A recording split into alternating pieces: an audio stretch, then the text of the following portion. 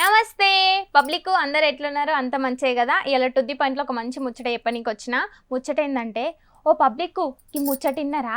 ఏం ముచ్చట వెన్నెలా నువ్వు చెప్పు, అది ఇన్నమా లేదా అనేది మేము చెప్తాం అని అంటారా? ఇక అన్ని అర్హతలు ఉండి కూడా గృహజ్యోతి పథకం కింద జీరో బిల్లు రాని వాళ్ళు ఉన్నారు కదల్లా, చాలా మట్టుకున్నారు.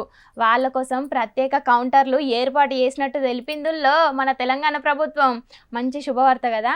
ఇక ముచ్చట ఏంటిదంటే మొత్తం పురాగా చెప్తా.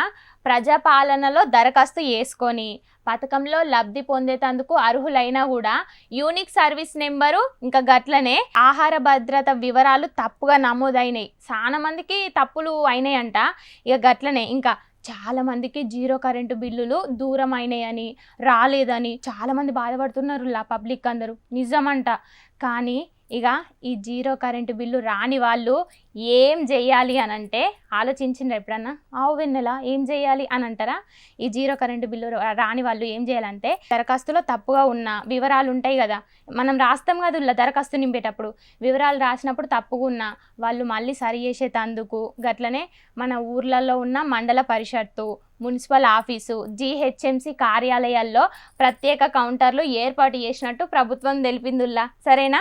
ఇక ఇది ఒక నిరంతర ప్రక్రియ అని కూడా తెలిపిండ్రుల్లా అధికారులు. ఇక లేట్ చేయకుండా పబ్లిక్, ఇక ఏ మాత్రం లేట్ చేయకుండా వెంటనే మీ దరఖాస్తులో ఏమన్నా తప్పులు ఉంటే సరి చేసుకోండి. ఇక వచ్చే నెల నుండన్నా మీకు జీరో కరెంట్ బిల్ వస్తుంది. ఏమంటున్నాం? సరేనా?